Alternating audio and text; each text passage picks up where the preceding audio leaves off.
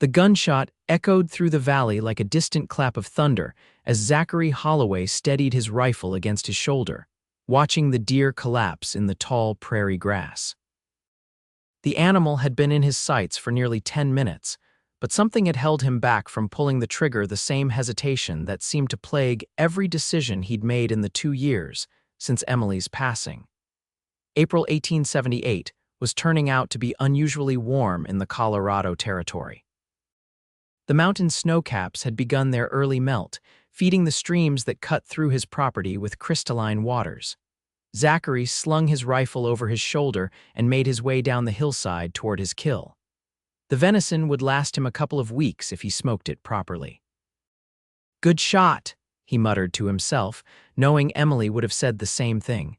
She'd always praised his marksmanship, even though she couldn't bear to watch him dress the animals. He could almost hear her voice on the wind, scolding him for leaving the homestead so early without breakfast. Zachary knelt beside the deer, drawing his hunting knife from the sheath at his belt. The blade caught the morning sunlight, gleaming like a silver flame in his weathered hand. He was 34 years old, but the lines etched into his sun-browned face made him look closer to 40.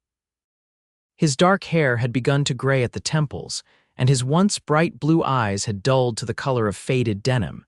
As he worked, his mind drifted back to the letter that had arrived the previous day. His brother James was bringing his family to visit from Kansas City next month. The thought of preparing the house for company made Zachary's stomach knot. Emily had always handled such things. She'd known how to make the humble cabin feel like a palace with just a few wildflowers in a jar and fresh curtains on the windows. Now the place was as empty as Zachary felt. Clean enough for a bachelor, but lacking any trace of warmth or comfort. He hadn't changed a thing since the fever took her. Her dresses still hung in the wardrobe, her hairbrush still sat on the small table by their bed, a few strands of her honey-colored hair caught in the bristles. The sun had climbed higher by the time Zachary finished field dressing the deer. He hoisted the carcass over his shoulders and began the long walk back to his cabin. His horse, Samson, nickered softly as he approached, tethered to a pine tree near the edge of the property. The animal had been a gift from Emily on their 5th wedding anniversary, purchased with money she'd saved from selling her quilts in town.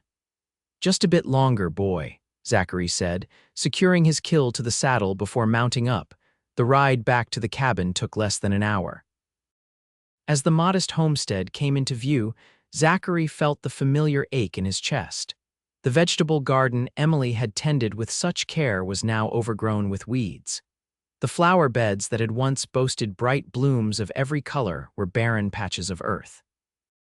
He'd meant to tend to them, knowing how it would have pained her to see her beloved garden in such a state, but he couldn't bring himself to touch them. It felt too much like erasing her. After hanging the deer in the smokehouse, Zachary washed the blood from his hands at the well pump. The cold water stung his knuckles, cracked and weathered from labor and neglect. He'd have to ride into town tomorrow for supplies. The thought made him grimace. Timber Creek was only 5 miles away, but he avoided it as much as possible. The pitying glances from the townsfolk were more than he could bear most days. That evening, as he sat alone on his porch with a cup of coffee growing cold in his hands, Zachary watched the sun sink behind the mountains. Emily had loved this time of day. She'd often sit beside him, her head on his shoulder, talking about the future they'd planned together. Children running in the yard, a bigger house, perhaps even a proper ranch one day, dreams that had died with her. 2 years, Em, he whispered into the gathering darkness. 2 years today. Sleep came fitfully that night, as it always did on the anniversary of her passing. When dawn broke, Zachary rose from the bed they'd once shared, his body aching from tossing and turning. He dressed mechanically, pulling on the same faded blue shirt and worn denims he'd worn the day before. A glance in the small mirror above the washbasin showed a face he barely recognized any more hollow-cheeked and grim, with a beard that had grown untamed. The ride to Timber Creek took longer than usual.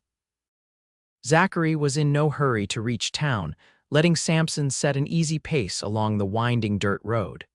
The settlement had grown since he'd last visited, with a new hotel being constructed at the far end of Main Street.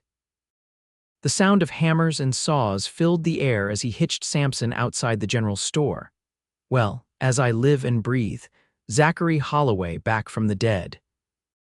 The booming voice belonged to Walter Jenkins, the store's proprietor and one of the few people in town who didn't treat Zachary like he might shatter at any moment. "Walter," Zachary nodded, removing his hat as he stepped inside. The store smelled of coffee, leather, and the sweet tang of peppermint candy. "Need some supplies." "You picked a fine day to come in," Walter said, moving behind the counter. "Just got a shipment yesterday. What'll it be?" Zachary handed over his list: coffee, sugar, flour, ammunition, tobacco, and a few other essentials. As Walter gathered the items, chattering about the town's growth and the rumors of a railroad line coming through, Zachary's attention was drawn to a woman examining bolts of fabric at the far end of the store. She stood with her back to him, a basket hooked over one arm. Her dress was a simple navy blue, her dark hair pulled back in a practical bun at the nape of her neck.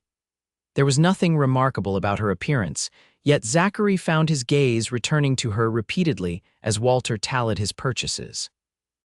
"That'll be $3.42, Walter announced, drawing Zachary's attention back to the counter. As he counted out the money, the bell above the door jingled, and a small boy of about 7 or 8 burst into the store, making a beeline for the woman at the fabric display. "Ma. Mr. Peterson says he can fix the wagon wheel by tomorrow," the child exclaimed, his excited voice carrying through the quiet store. "Willa Montgomery, what have I told you about running indoors?" The woman scolded gently, turning to face her son. Zachary caught his first glimpse of her face, heart shaped with high cheekbones, and eyes the color of warm honey. She wasn't classically beautiful, but there was something arresting about her countenance, a quiet strength in the set of her jaw and a warmth in her smile as she looked down at the boy. "Sorry, Ma," the child said, not sounding particularly repentant. His gaze darted around the store, landing on Zachary. "Who's that man, Ma?" The woman looked up, meeting Zachary's eyes for the first time. A faint blush colored her cheeks at her son's directness. "William, it's impolite to point," she said softly, before offering Zachary a small nod of acknowledgement. Zachary returned the gesture stiffly, gathering his purchases from the counter. "That's Willa Montgomery," Walter said in a low voice as he helped Zachary pack the supplies into his saddlebags outside. "Moved here about 6 months ago with her boy. Widow woman. Husband was killed in a mine collapse up near Silverton last year." Zachary grunted noncommittally, though the information settled uncomfortably in his mind. Another soul who understood loss. He mounted Samson, eager to return to the solitude of his cabin. "You know, Zach," Walter said, squinting up at him, "folks are starting to worry about you. It ain't natural, a man living alone the way you do, especially not a man as young as you." "I'm not alone," Zachary replied flatly. "I've got Samson," Walter sighed, shaking his head. "Emily wouldn't want this for you, son." "She'd want you to don't," Zachary cut him off, his voice sharp as a blade. "Don't tell me what she'd want." He spurred Samson into motion before Walter could respond, the horses' hooves kicking up dust as they galloped down Main Street. Zachary didn't slow their pace until the town was well behind them, the tightness in his chest gradually easing as the familiar landscape of pine trees and open meadows surrounded him once more. But Walter's words followed him home like unwelcome shadows. What would Emily want? He'd asked himself that question 1,000 times in the last 2 years, always coming up with the same answer. She'd want to be alive by his side, building the life they'd planned together. The next morning, Zachary woke to the distant rumble of thunder. Dark clouds gathered on the horizon, promising a spring storm.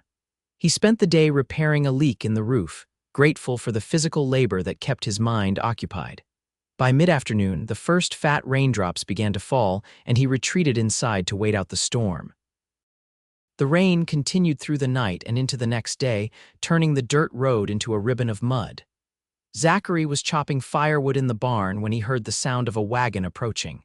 Visitors were rare, especially in such weather. He set down his axe and stepped to the barn door, peering out through the curtain of rain. A small wagon had stopped in front of his cabin, listing noticeably to one side. A woman in a dark cloak struggled with the reins of a nervous horse, while a small figure huddled beside her on the seat. Recognition dawned as the woman looked toward the barn and caught sight of him. It was Willa Montgomery, the widow from the general store, and her son. Zachary hesitated only a moment before striding out into the rain. "Mrs. Montgomery," he called, approaching the wagon. Relief washed over her face. "Mr. Holloway, thank goodness.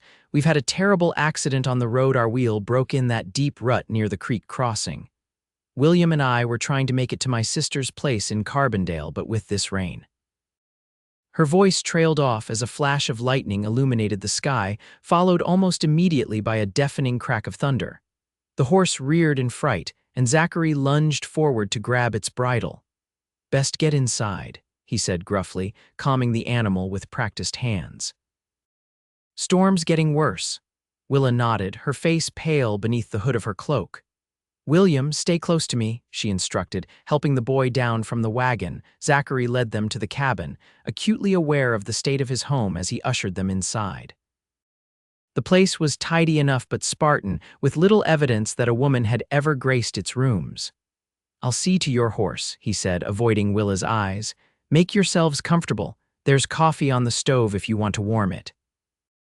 Without waiting for a response, he ducked back into the rain and led the Montgomery's horse to the barn, unhitching it from the wagon and settling it in the empty stall beside Samson.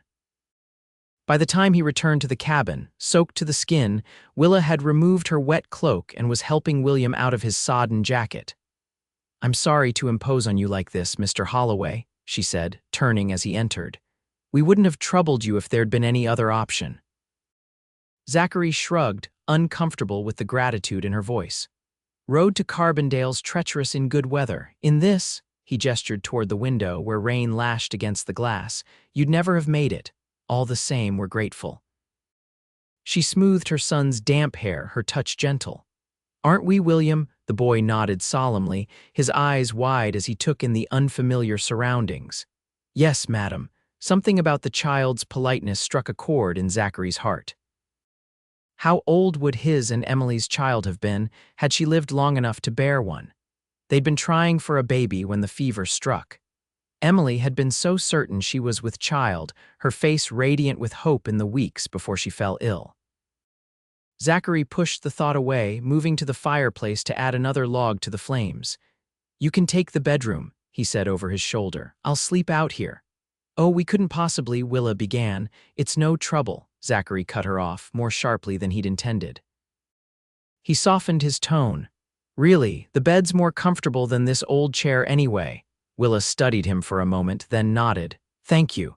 The evening passed in awkward fits and starts of conversation. Zachary prepared a simple meal of venison stew, while Willa found ways to make herself useful, setting the table and brewing fresh coffee.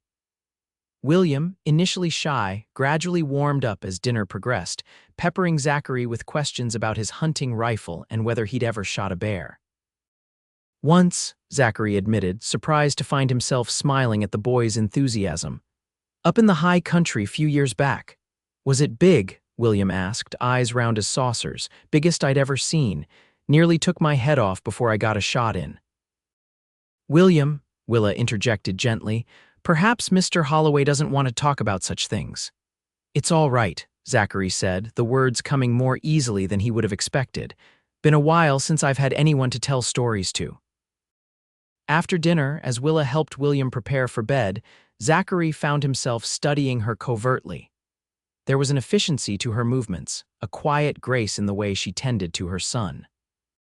She caught him watching once and offered a small smile that he didn't return, busying himself instead with clearing the table.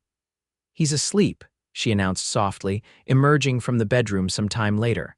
"That bed of yours is quite comfortable, Mr. Holloway." Zachary grunted, staring into the fire. "It was my wife's doing. She insisted on a proper feather mattress, even though it cost near half a month's earnings." The words hung in the air between them, the first acknowledgement he'd made of Emily's existence. Willa moved to the chair opposite his, sitting with her hands folded in her lap. "Walter at the store mentioned you were widowed," she said carefully. "I'm sorry for your loss." 2 years ago, Zachary replied, the words scraped from his throat. Fever took her in 3 days, nothing I could do. Willa nodded, her eyes reflecting the firelight. My husband, John, died 14 months ago. Mine collapse. They said it was quick, but I'm not sure if that makes it better or worse.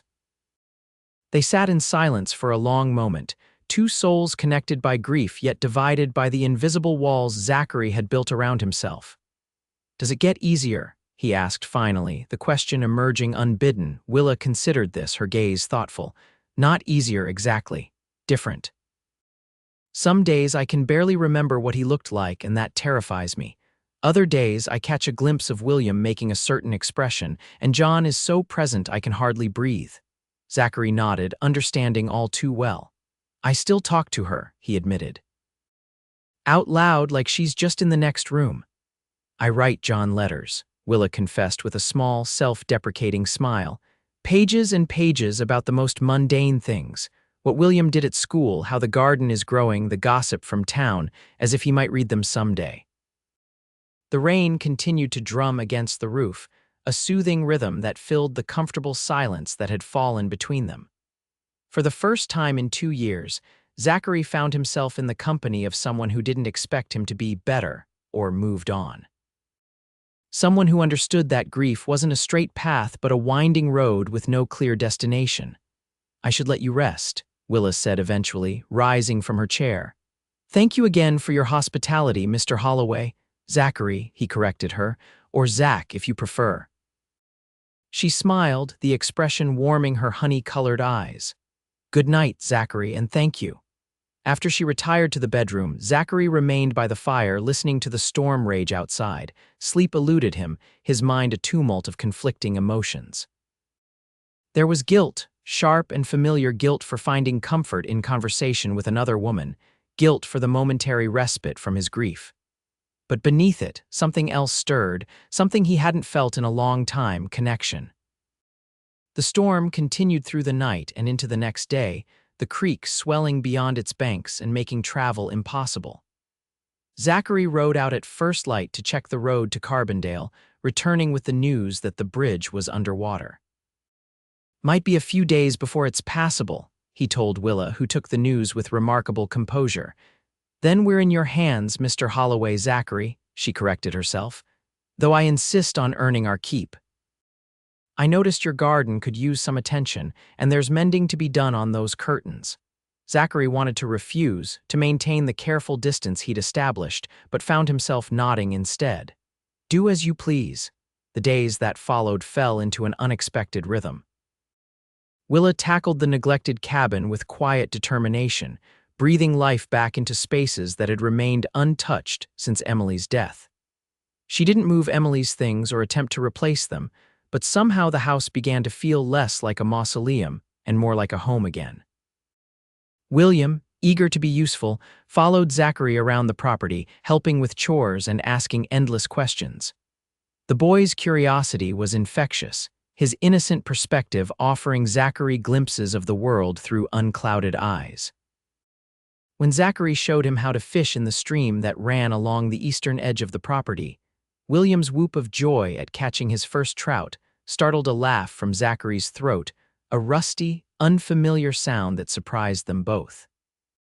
On the fourth day, as they sat on the porch watching the sunset, William asleep on a pallet inside, Willa broached the subject they'd both been avoiding. The water's receding, she observed. The road should be clear by tomorrow. Zachary nodded, an unexpected hollowness opening in his chest at the thought of their departure. I can take you as far as Carbondale. Make sure you reach your sister safely. Willa turned to look at him, her profile gilded by the fading light. That's very kind, but unnecessary. We've imposed on you enough. It's no imposition, Zachary said, surprising himself with the sincerity of his words. Truth is, I've appreciated the company. A small smile curved Willa's lips. As have we. William has taken quite a shine to you. He's a good boy, Zachary replied. You've done well with him, especially. He trailed off, especially alone, Willa finished for him. Yes, well, we manage, although I must admit it's been nice having a man around again, someone to reach the high shelves and scare off the mice. Zachary chuckled, the sound coming more naturally now. Didn't see you running from that mouse in the pantry yesterday. Took after it with a broom like you were charging into battle." Willa laughed, the sound like music in the quiet evening air. "A woman alone learns to face her fears, Mr. Holloway, even the small, furry ones." Their eyes met, and for a moment, something passed between them, understanding, perhaps, or recognition of a kindred spirit. Zachary looked away first, uncomfortable with the warmth that spread through his chest. "Best turn in," he said gruffly. "Early start tomorrow." That night, as he settled into his makeshift bed on the floor near the fireplace, Zachary's thoughts were in turmoil. Part of him looked forward to returning to the solitude he'd grown accustomed to, yet another part dreaded the silence that would descend once Willa and William were gone. He fell asleep with the memory of Willa's laugh echoing in his mind. Morning brought clear skies and the inevitable preparations for departure. Zachary repaired the Montgomery's wagon wheel while Willa packed their belongings and prepared a hearty breakfast. The meal was a subdued affair, William unusually quiet as he pushed his food around his plate. "Can't we stay longer, Ma?" he finally asked, his voice small. "Mr. Holloway could teach me more about tracking, and I haven't seen his bear trap yet. And William," Willa interrupted gently, "Mr. Holloway has been very kind, but we've imposed on his hospitality long enough." "Aunt Sarah is expecting us." The boy's shoulders slumped. "Yes, madam." Zachary cleared his throat, uncomfortable with the child's disappointment. "You're welcome to visit again," he found himself saying. "When the weather's better, maybe I could teach you to shoot." William's face lit up. "Really? Could I, Ma?" Willa hesitated, her eyes meeting Zachary's over her son's head. "If Mr. Holloway is sure, perhaps we could visit on our way back from Aunt Sarah's." "I'd like that," Zachary said, surprised by how much he meant it. After breakfast, he hitched their horse to the repaired wagon while Willa and William gathered the last of their things. As they prepared to depart, Willa pressed a small package into his hands. "A token of our gratitude," she explained. "It's not much, just some bread I baked this morning and a jar of preserves I noticed you were low on." Zachary accepted the gift, touched by the gesture. "Safe travels, Mrs. Montgomery." "Willa, please," she corrected him, a soft smile playing at her lips. "After all we've shared, I think we can dispense with formalities." "Willa," he repeated, liking the way her name felt on his tongue. "Godspeed." He helped her onto the wagon seat, then lifted William up beside her. The boy threw his arms around Zachary's neck in an impulsive hug before settling back. "Bye, Mr. Holloway. I'll practice my fishing so I can catch a bigger one next time." Zachary watched as the wagon rolled down the dirt road, Willa's figure straight-backed and proud at the reins. An inexplicable urge to call them back seized him, but he swallowed it down, raising a hand in farewell as they disappeared around the bend. The cabin felt emptier than ever as he stepped back inside. The warmth and life that had filled it over the past few days had departed with the Montgomerys, leaving only echoes of laughter and conversation. Yet something had changed. The silence no longer felt like a shroud but like an absence waiting to be filled. On the kitchen table, neatly folded, lay one of his shirts that had been missing a button. The button had been sewn back on with careful stitches, the thread a slightly different color than the original. Beside it was a small posy of wildflowers in a jar, the first blooms of spring that Willa must have gathered that morning. Zachary touched the petals gently, a lump forming in his throat. He moved to the mantelpiece where Emily's portrait stood, the only photograph he had of her. Her smile, frozen in time, seemed different somehow, less an accusation of his failure to save her and more a reminder of the happiness they'd shared. "What do I do now, Em?" he whispered to the empty room. The days following the Montgomerys' departure passed slowly. Zachary found himself falling back into old routines, yet something had shifted within him. He began to notice things he'd overlooked for years, the way the first light of dawn painted the mountains gold, the sweet scent of pine after rain, the chorus of birds greeting each new day. One morning, he found himself standing before Emily's neglected garden, shovel in hand. Before he could second-guess himself, he began turning the soil, clearing away weeds and preparing the ground for planting. By midday, his shirt was soaked with sweat, his hands blistered, but the garden beds were ready. The next day, he rode into town, ignoring the surprised glances from townsfolk who'd grown accustomed to his absence.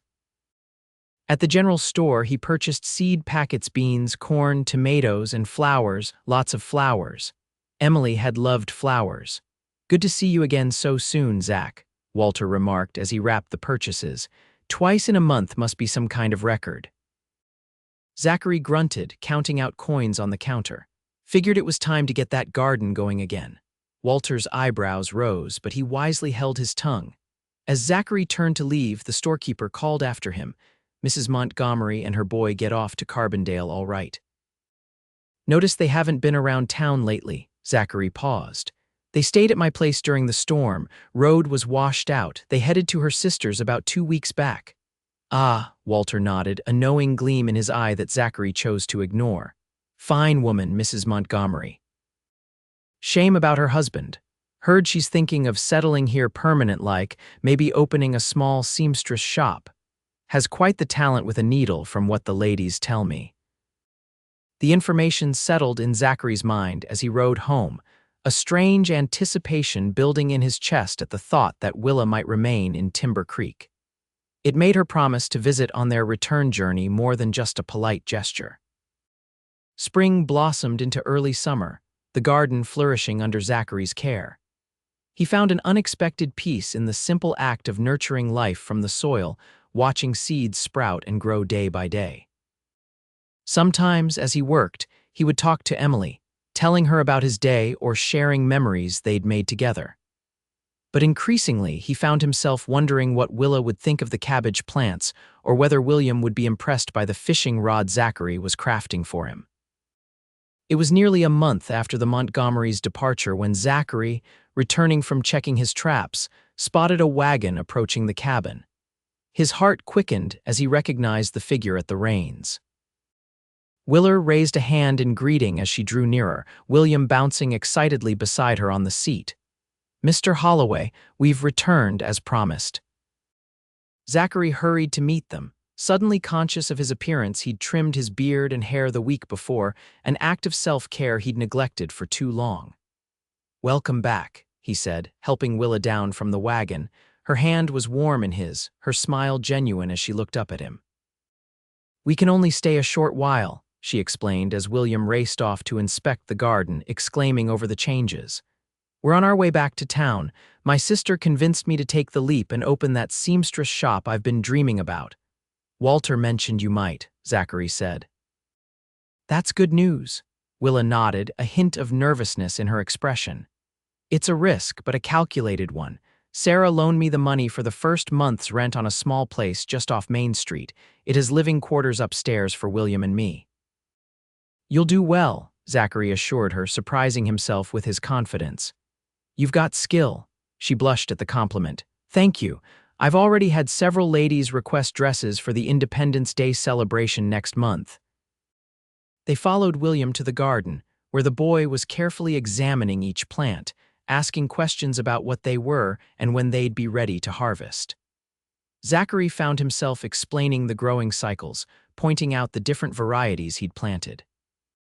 "And these," he said, indicating a row of bright yellow and orange blooms, "are marigolds. They keep the pests away from the vegetables."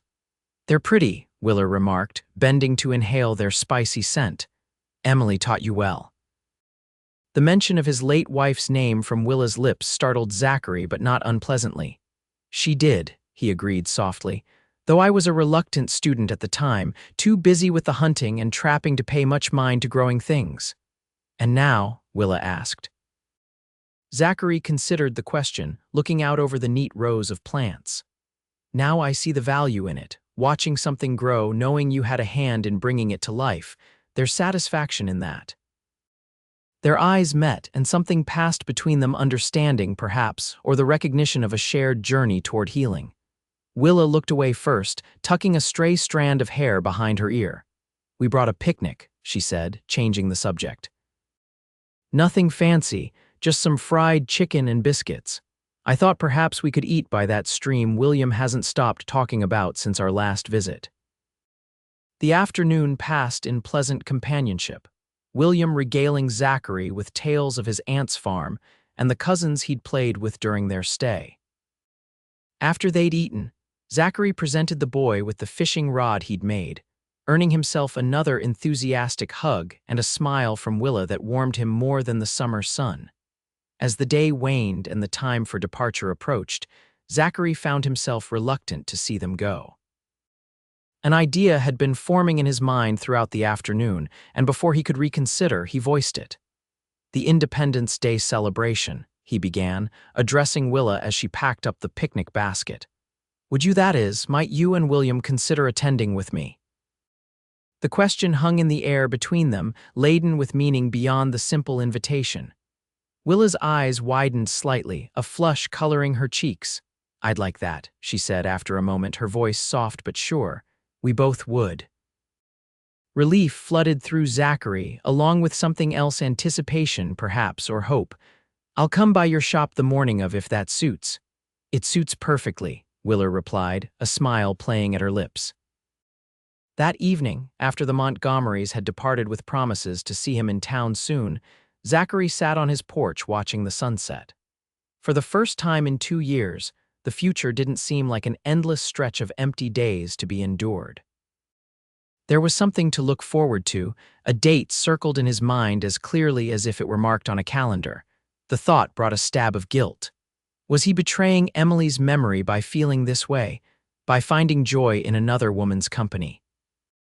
He closed his eyes, picturing his wife's face not as he'd last seen it, pale and still in death, but vibrant and full of life, laughing at some jest he'd made. "What would you have me do, Em?" he whispered into the gathering dusk. "Spend the rest of my days alone, is that what you'd want for me?" No answer came, only the soft rustling of wind through the pines and the distant call of a whippoorwill. Yet somehow, in the peaceful quiet of the evening, Zachary felt a sense of release, as if invisible bonds had loosened around his heart. The weeks leading up to Independence Day passed in a flurry of activity. Zachary found reasons to visit town more frequently, often timing his trips to coincide with the end of the school day so he might accidentally encounter Willa and William. These chance meetings led to shared meals at the town's small cafe, and once, an impromptu fishing expedition when William spotted Zachary purchasing supplies at the general store. Timber Creek was abuzz with preparations for the celebration. Bunting in red, white, and blue adorned the storefronts, and posters announced a day of festivities including a parade, contests, and dancing in the town square. Zachary, who had avoided such gatherings since Emily's death, found himself looking forward to the event with an anticipation that both surprised and unsettled him. 2 days before the celebration, he stood outside Willa's newly opened seamstress shop, gathering his courage before pushing open the door. A small bell jingled overhead, announcing his arrival. The shop was cozy but well-arranged, with bolts of fabric displayed along one wall and a counter where a sewing machine sat, gleaming in the afternoon light. Willa emerged from a back room at the sound of the bell, her face lighting up when she saw him. "Zachary, what a pleasant surprise." She wore a simple blue dress that complemented her eyes, her dark hair pulled back in a loose bun that allowed a few tendrils to frame her face. A measuring tape hung around her neck, and pins were stuck in the cuff of her sleeve, the tools of her trade. "Hope I'm not interrupting," Zachary said, suddenly aware that he hadn't thought beyond the desire to see her. "Not at all," Willa assured him. "I was just finishing Mrs. Peterson's alterations. William is still at school for another hour." An awkward silence fell between them, broken when Zachary produced a small package from behind his back. "Brought you something. For the shop." Curiosity lit Willa's eyes as she accepted the gift, carefully unwrapping the brown paper. Inside was a wooden sign, hand-carved with the words Montgomery Seamstress and fine tailoring in elegant script, surrounded by a border of delicately carved flowers. "Zachary," she breathed, tracing the letters with her fingertips. "It's beautiful. Did you make this?" He nodded, pleased by her reaction. "Figured you needed a proper sign. The flowers are pansies. Emily always said they symbolized thoughtfulness." The mention of his late wife's name no longer brought the sharp pain it once had. Instead, there was a bittersweet warmth, a feeling that Emily would approve of this gesture, of his tentative steps toward friendship or perhaps something more with Willa. "I'll hang it outside today," Willa declared, her eyes shining. "It's the perfect finishing touch." Emboldened by her enthusiasm, Zachary cleared his throat. "There's something else I wanted to ask you about the celebration." Willa set the sign carefully on the counter, giving him her full attention. "Yes, there's to be dancing," he said, the words coming out more abruptly than he'd intended. "In the evening. I'm not much of a dancer, truth be told, but I thought that is, if you're willing, I'd like to stand up with you for a dance or two." A soft smile curved Willa's lips. "I'd be honored, Zachary, though I should warn you, I haven't danced since John was alive. I may step on your toes." "I'll risk it," Zachary replied, returning her smile with one of his own. The day of the celebration dawned clear and bright, the July sun already warm as it crested the mountains. Zachary dressed with unusual care, donning his best shirt freshly laundered and pressed, and the dark waistcoat Emily had given him for their last Christmas together. He even polished his boots, an effort that would have amused her no end. Before leaving, he paused before her portrait on the mantel. "What do you think, Em?" he asked softly. "Do I pass muster?" For a moment, he could almost hear her teasing reply, see the mischievous sparkle in her eyes as she straightened his collar or smoothed an errant lock of hair. The image brought a smile to his lips rather than the pain it might once have caused. Willa and William were waiting when he arrived at their lodgings above the shop. William, scrubbed and combed within an inch of his life, wore a look of long-suffering patience that suggested his mother had been fussing over his appearance all morning. Willa herself was a vision in a dress of soft green calico, her hair arranged in a more elaborate style than usual, with a single ribbon woven through the dark tresses. "You look beautiful," Zachary said simply, the words escaping before he could consider their propriety. A blush colored Willa's cheeks, but her eyes met his steadily. "Thank you, you're quite handsome yourself."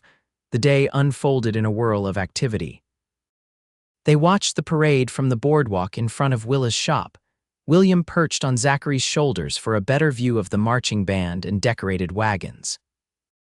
They cheered for the schoolchildren performing patriotic recitations and applauded the mayor's speech about progress and the bright future of Timber Creek. As the afternoon progressed, they participated in the various contests and games set up in the town square.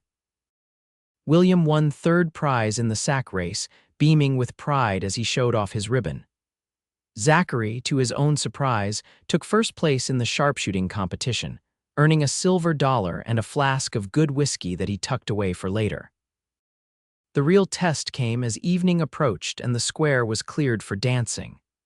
Lanterns were strung overhead, casting a warm glow over the gathering.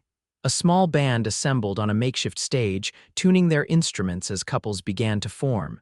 Zachary felt a momentary panic. It had been so long since he danced, and never with anyone but Emily.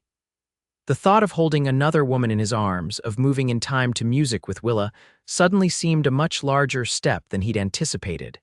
As if sensing his hesitation, Willa placed a gentle hand on his arm. "We don't have to dance if you'd rather not," she said softly. "It's enough just to be here, to be part of things again." Her understanding, free from any hint of pressure or expectation, steadied him. "No," he said, finding his resolve. "I'd like to dance with you, Willa, very much."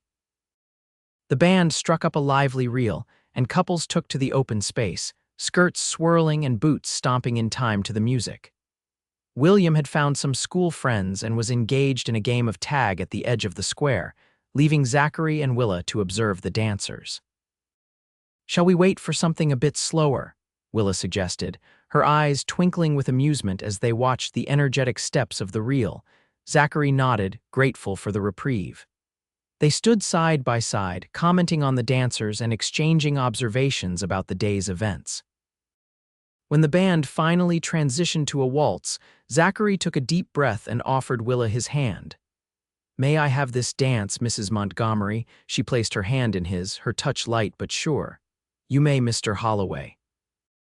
Leading her to the edge of the dancing area, Zachary positioned himself as he remembered, one hand at her waist, the other clasping hers. The first steps were awkward. his body remembering the movements even as his mind faltered. But Willa moved with him gracefully, following his lead with an ease that gradually allowed him to relax. "You're a fine dancer," she observed as they circled the square, their movements becoming more fluid with each turn. "Emily taught me," Zachary admitted. "She loved to dance. Used to say I had the natural grace of a newborn colt, but she was determined to make a proper dancer of me." Willa laughed, the sound blending with the music. She succeeded admirably. John had 2 left feet, bless him, always joked that he'd rather face a charging bull than a dance floor. The ease with which they could speak of their departed spouses struck Zachary anew. There was no jealousy in Willa's tone when he mentioned Emily, no discomfort in his heart when she spoke of John. Their shared experiences of love and loss created a foundation of understanding that allowed space for memories alongside new possibilities. As the waltz ended, Zachary reluctantly released Willa but kept her hand in his as they moved away from the dancers. The evening air had cooled, and she shivered slightly in her light dress. "Here," he said, shrugging out of his jacket and draping it over her shoulders. The gesture felt both natural and significant, a small intimacy that spoke of care and consideration. "Thank you," Willa murmured, drawing the jacket closer around her. It engulfed her smaller frame, but she seemed to appreciate the warmth and perhaps, Zachary dared to hope, the gesture itself. They found William with his friends, engaged in a heated discussion about which type of candy was superior, peppermint sticks or horehound drops. The boy's face lit up when he spotted them, and he broke away from the group to join them. "Ma, Mr. Holloway. Did you see the fireworks they're setting up? Mr. Peterson says they'll be the biggest display the town's ever had." The excitement in William's voice was contagious. "Is that so?" Zachary replied, ruffling the boy's hair. "Well, we'd best find a good spot to watch then." They settled on a small hill at the edge of town, spreading a blanket Willa had thought to bring.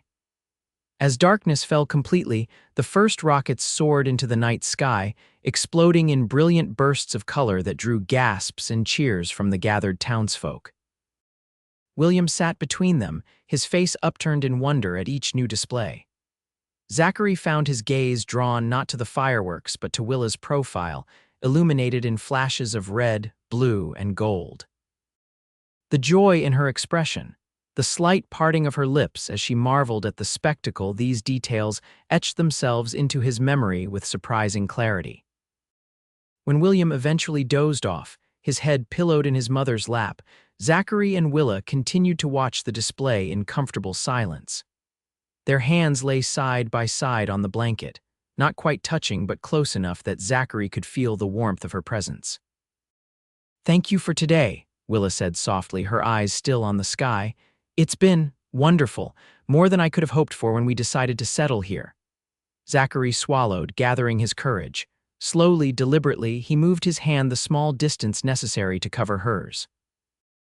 "I'm glad you came to Timber Creek," he said, his voice rough with emotion. "Glad you and William stayed that night during the storm." Willa turned her hand beneath his, their fingers intertwining naturally. "As am I," she whispered. The final barrage of fireworks lit the sky, but neither of them looked up, their gazes locked in a moment of shared understanding. Something new was beginning between them, something tentative and fragile but full of promise. The weeks following the Independence Day celebration saw a deepening of the connection between Zachary and the Montgomerys. He found reasons to be in town almost daily, often taking meals with Willa and William or helping with small repairs around their lodgings. On Sundays, they attended church together, ignoring the speculative glances and whispered comments their growing closeness inevitably generated. August brought sweltering heat that drove many townsfolk to seek relief at the swimming hole north of town. On one particularly scorching afternoon, Zachary suggested an excursion there, knowing William would be delighted by the opportunity to splash about in the cool water. They packed a picnic and set out in Zachary's wagon, William chattering excitedly about the fish he hoped to catch and the diving skills he planned to demonstrate. The swimming hole, fed by a mountain spring, was a natural basin surrounded by smooth rocks and shaded by towering pines. To Zachary's relief, they had the place to themselves when they arrived. While William immediately stripped down to his underclothes and plunged into the water, Zachary and Willa set up their picnic on a flat rock overlooking the pool. The domesticity of the scene, Willa spreading the blanket, Zachary unpacking the food they'd prepared together that morning, struck him with unexpected force. It felt right, this shared task, this casual intimacy. "He's fearless," Willa observed, watching as her son executed a somewhat ungraceful dive from a low rock outcropping. John was the same way, never met a challenge he wouldn't take on, consequences be damned. There was fondness in her voice, but also a hint of wistfulness that Zachary had come to recognize. He'd felt it himself when speaking of Emily, not the sharp pain of fresh grief, but the gentle ache of remembering something precious that had been lost. "Emily was the cautious one between us," he admitted, settling beside her on the blanket. "Always telling me to be careful on hunts, to check my traps twice, to watch for signs of storms. I used to tease her about being a worrier." He paused, a rueful smile crossing his face. "Turns out she was right to worry. The one time I didn't listen, went hunting despite the fever spreading in town, was when she fell ill. I wasn't there when she needed me most." The admission, never before voiced aloud, hung in the air between them. Willa reached for his hand, her touch gentle but firm. "You couldn't have known, Zachary," she said softly. "And illness isn't something you can fight off with a rifle or scare away with a shout. It strikes without warning, without mercy." Her understanding, free from judgment or platitudes, loosened something tight in Zachary's chest. "I know that now," he said. "Took me a long while to stop blaming myself." "And John," Willa continued, her gaze shifting to her son, who was now floating contentedly on his back in the clear water. "He knew the risks of mining, we all did, but he went down that shaft every day because it was the best wage he could earn, the best chance to provide for us." She swallowed hard. "I could be angry at the company for their poor safety measures, at the foreman who ignored the warning signs, even at John himself for choosing such dangerous work. But what would that change? It wouldn't bring him back. It would only poison what time I have left." Her wisdom, born of her own grief journey, resonated deeply with Zachary. They sat in companionable silence for a time, watching William's antics in the water, their hands still joined. "Ma, Mr. Holloway, watch this," William called, preparing for another dive. "Be careful, sweetheart." Willa called back, her free hand shading her eyes from the sun. As the afternoon waned, they shared their picnic: cold chicken, fresh bread, and the season's first apples, crisp and sweet. William, exhausted from his aquatic adventures, fell asleep on the blanket after eating, leaving Zachary and Willa to talk quietly as the shadows lengthened. "School starts again next month," Willa remarked, absently stroking her son's damp hair. "He's growing so fast. Sometimes I look at him and see glimpses of the man he'll become." "He's a fine boy," Zachary said. "You've done well by him, Willa." She smiled, though a shadow crossed her face. "I try, but there are times I worry it's not enough, that he needs a father's guidance, a man's example." The opening was there, clear as day, yet Zachary hesitated. What right had he to step into that role? What could he offer this woman and her son, with his heart still mending, his future still uncertain? "He has you," he said finally, "and that counts for a great deal. But if ever you think he might benefit from a man's perspective on things, I'd be honored to help in any way I can." It wasn't quite the declaration that had hovered on the tip of his tongue, but it was honest, and Willa seemed to recognize the sincerity behind his words. "Thank you," she said softly. "That means more than you know." The ride back to town was peaceful, William dozing against his mother's side, the wagon moving at a leisurely pace through the golden light of late afternoon. Zachary found himself imagining similar outings in the future, similar quiet moments of shared contentment. The thought no longer brought guilt but a cautious hope. As September approached, bringing cooler temperatures and the first hints of autumn color to the mountains, Zachary faced a decision. The cabin, which had been his refuge and his prison for 2 years, suddenly seemed too isolated, too far from town, too far from Willa and William. On a crisp morning, after a restless night of contemplation, he saddled Samson and rode into town with purpose. His first stop was the bank, where he discussed the possibility of purchasing property closer to Timber Creek. The banker, surprised but pleased by Zachary's inquiry, mentioned several available parcels, including a small ranch just outside town that had recently been put up for sale. Owners moving to California, the banker explained. Health reasons. It's a nice piece of land, 20 acres, good water, solid house and barn. Might suit you better than that remote cabin of yours, especially if you're thinking of expanding your operations. Zachary nodded, though his thoughts were less on operations and more on the proximity to a certain seamstress shop. I'll have a look, he decided. Can you arrange a viewing? His next stop was Willa's shop, where he found her fitting a dress on Mrs. Peterson, pins held between her lips as she adjusted the hemline. She smiled around the pins when she saw him, her eyes lighting up in a way that warmed him to his core. Be with you in just a moment, she mumbled through her makeshift mouthful. Zachary nodded, content to wait, observing the skill with which she worked. Her hands moved quickly and confidently, making minute adjustments that transformed the garment from merely adequate to perfectly fitted. Mrs.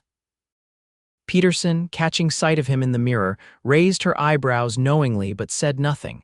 When the fitting was complete and Mrs. Peterson had departed with promises to return the following week, Willa turned to Zachary with a genuine smile.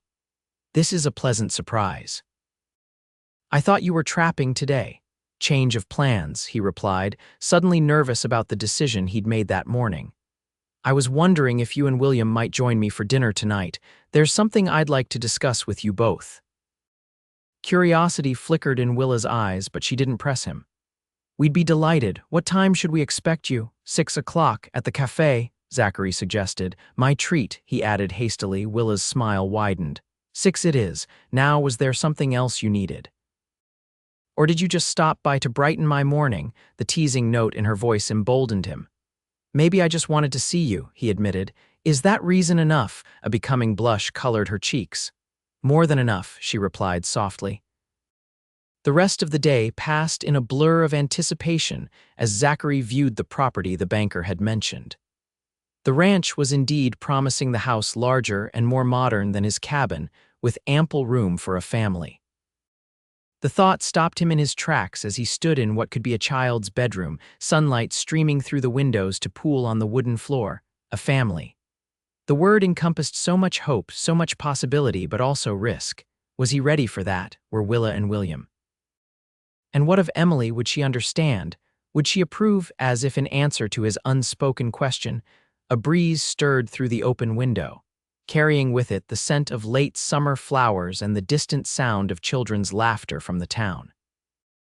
It felt, in that moment, like permission, like Emily herself was nudging him forward, toward life rather than the half-existence he'd been living since her death.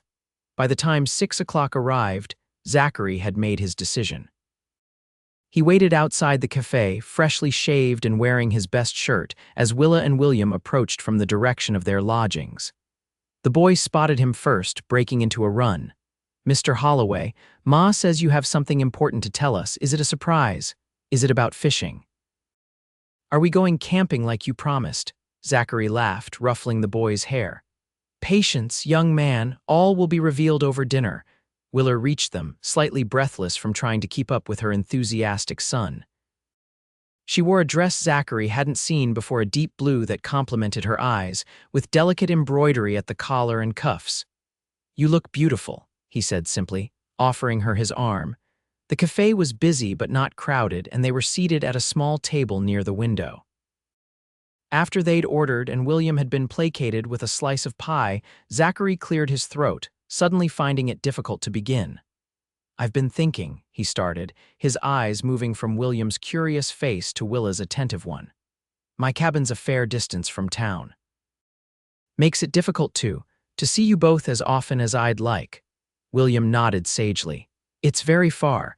Ma says it's too far for me to visit on my own, even though I'm nearly 9 and perfectly capable of riding a horse if someone would teach me.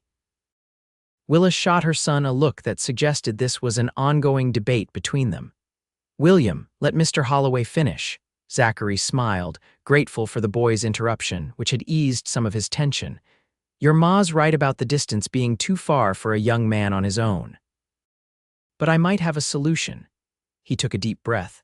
I'm considering buying a ranch just outside town, 20 acres, good land, nice house, close enough that a boy might visit on his own with his ma's permission, of course. William's eyes widened. Really, would there be horses and cows? Could I help with them? There could be, Zachary nodded, his gaze shifting to Willa, who had gone very still. If that's something that would interest you both. Willa's hands trembled slightly as she set down her fork. Zachary, are you saying? He reached across the table, taking her hand in his. I'm saying I care for you, Willa, for both of you, more than I thought possible after Emily. I'm saying I want to be closer, to be part of your lives in whatever way you'll allow. William looked between them, a dawning understanding in his young face. Are you going to marry my mom, Mr. Holloway? The directness of the question startled a laugh from Zachary. Well, that's getting ahead of things a bit, son. But I would very much like to court your mother properly if she's willing. All eyes turned to Willa, whose face had flushed to becoming pink. That is yes, she managed finally, a smile breaking through her flustered expression. Yes, I'd like that very much. The weeks that followed were some of the happiest Zachary could remember. The purchase of the ranch was finalized, and he began the process of moving his belongings from the cabin. Willa and William joined him on weekends, helping to make the house a home with small touches, curtains Willa sewed from cheerful fabric, a bookshelf Zachary built for William's growing collection of adventure stories, a vegetable garden they planted together behind the kitchen. Emily's things came to her portrait now hanging in the parlor alongside one of John that Willa had kept, her quilts spread across beds in the guest rooms, her recipe book given a place of honor on the kitchen shelf beside Willa's own.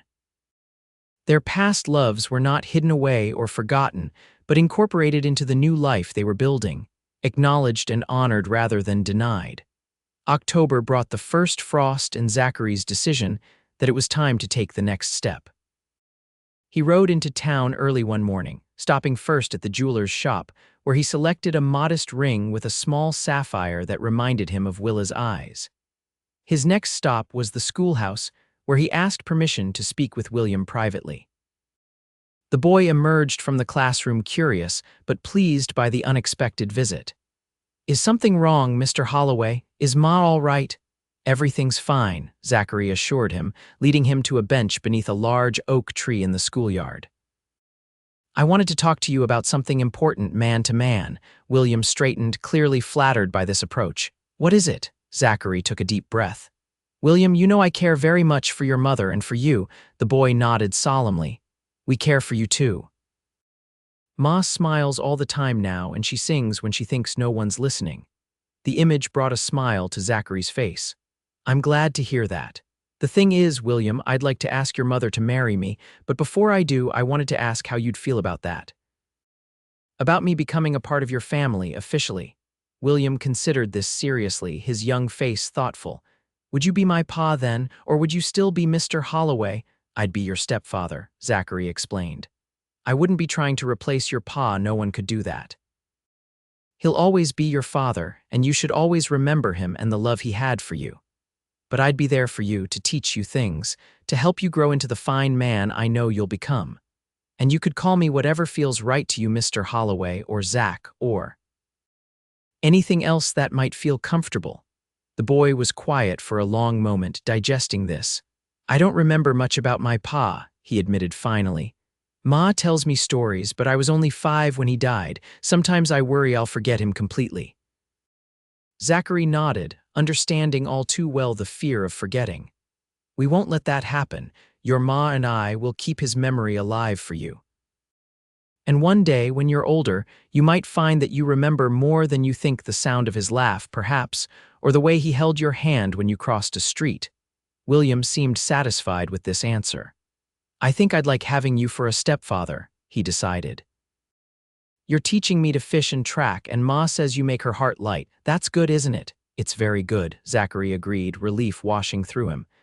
So I have your permission to ask her? William nodded firmly.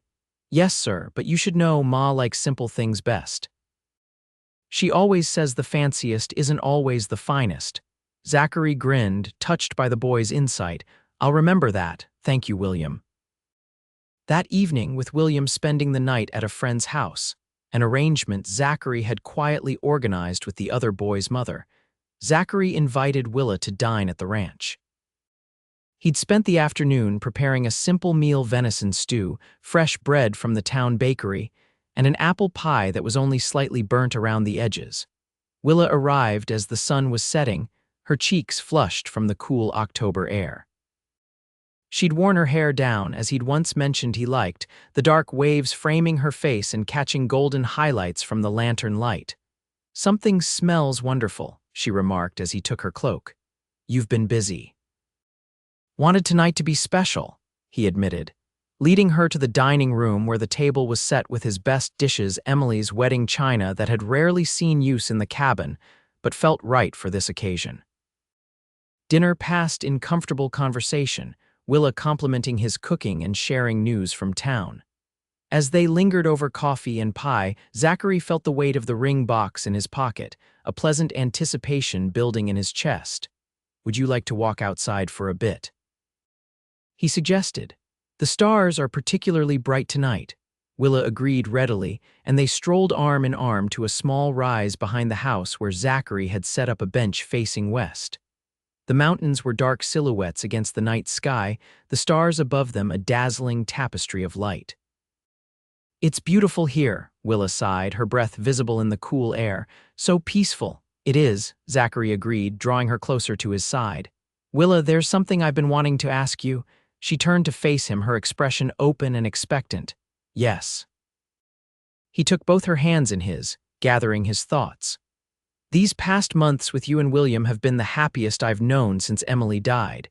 You've shown me that it's possible to honor her memory while still moving forward, still finding joy in life." Willa squeezed his hands encouragingly, her eyes shining in the starlight. "I never expected to love again," Zachary continued, his voice rough with emotion. "Thought that part of me died with her, but you, Willa, you've awakened something I thought was lost forever. You've helped me see that loving you doesn't diminish what I felt for Emily. If anything, it honors it. She taught me how to love, and I know she would want me to use that lesson, not lock it away." Reaching into his pocket, he withdrew the small velvet box and opened it, revealing the sapphire ring nestled inside. "Willa Montgomery, would you do me the very great honor of becoming my wife?" Tears welled in Willa's eyes, but her smile was radiant. "Yes, Zachary, yes, with all my heart." He slipped the ring onto her finger, then drew her into his arms for their first real kiss, tender at first, then deepening as she responded with a fervor that matched his own. When they finally parted, both slightly breathless, Willa rested her forehead against his chest.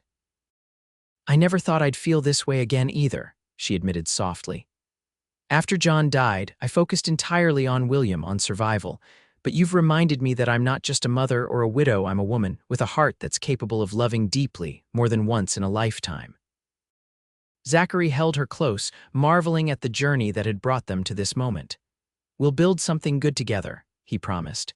"Something that honors what came before while creating something new, something that's uniquely ours."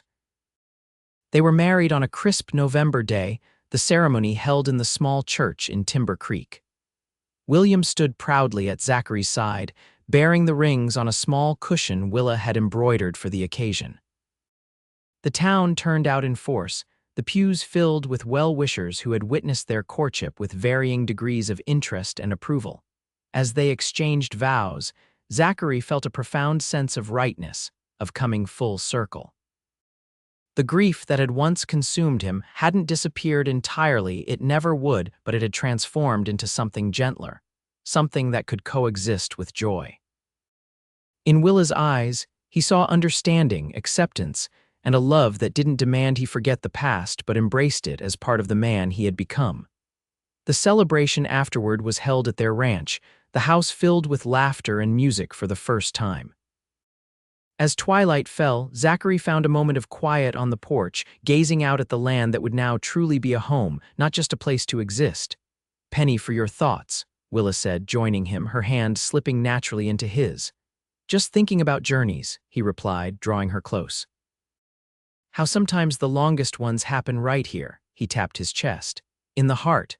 William burst onto the porch, breaking the moment with boyish exuberance. Zachary. He faltered, uncertain. Zachary knelt to the boy's level, placing a gentle hand on his shoulder. You can call me whatever feels right to you, son. There's no rush to decide. William nodded, his young face serious. I think I'd like to call you Pa, if that's all right. I asked my first Pa in my head, and I think he'd understand. Emotion welled in Zachary's throat, making speech momentarily impossible. I'd be honored, he managed finally. And yes, I believe he would understand. Willa joined them, completing their circle. Family isn't just about blood, she said softly. It's about love, about choosing each other every day. We're a family now different from the ones we had before, but no less real, no less precious. As they stood together under the vast Colorado sky, stars beginning to emerge in the deepening blue, Zachary knew with certainty that Emily would approve. She had taught him to love deeply, to live fully, and now he was honoring that teaching in the most meaningful way possible by opening his heart once more, by embracing the second chance that life had unexpectedly offered. Spring arrived the following year, bringing with it not just new growth in the gardens Zachary and Willa had planted together, but the news that their family would be expanding. The prospect of fatherhood, once a distant dream Zachary had relinquished along with so many others after Emily's death, now filled him with a mixture of excitement and trepidation. What if I'm not good at it?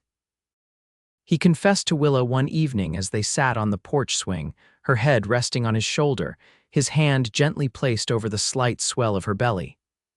Being a father to William is one thing he's already half raised, and a finer boy never existed, but a baby. Willa chuckled, the sound vibrating against his chest. No one is good at it at first, Zachary. We all learn as we go. John was terrified when William was born, couldn't even hold him for the first 2 days. He was so afraid of doing something wrong. The mention of John no longer brought discomfort to either of them. He had his place in their family narrative, just as Emily did loved ones gone too soon but never forgotten, their memories preserved and honored rather than hidden away. Besides, Willa continued, twining her fingers with his, you won't be doing it alone. We're partners in this, as in all things. When their daughter was born in late October, a robust, red-faced infant with a shock of dark hair and eyes that promised to be as blue as her father's, they named her Emma Jane. Emma for Emily, Jane for John. A bridge between past and present, a testament to the love that had come before and the love that continued. William, now 10, and taking his role as big brother with utmost seriousness, was the first visitor allowed into Willa's room after the birth. He approached the bed cautiously, eyes wide as he peered at the bundle in his mother's arms. She's awfully small, he observed, a hint of disappointment in his voice. When can she play catch with me? Zachary laughed, ruffling the boy's hair. Not for a while yet, son. But there's plenty you can teach her in the meantime. As William carefully touched his sister's tiny hand, watching in wonder as her fingers curled reflexively around his, Zachary felt a completeness he hadn't thought possible. Standing there with Willa, William, and newborn Emma, he knew they had created something beautiful from the ashes of loss, not a replacement for what had been, but something new and equally precious. Later that night, as Willa and Emma slept peacefully and William dozed in the chair by the bed, Zachary stepped outside into the crisp autumn air. The stars blazed overhead, as bright and numerous as they'd been on the night he proposed to Willa. You were right, Em, he whispered into the darkness. There is room in a heart for more than one love. Thank you for teaching me that, for teaching me everything. A gentle breeze stirred the trees, carrying with it the scent of pine and the promise of the first snow. Zachary closed his eyes, feeling not the absence of what he had lost, but the fullness of what he had found a second chance at love, at family, at life itself. It wasn't betrayal to love again, he realized.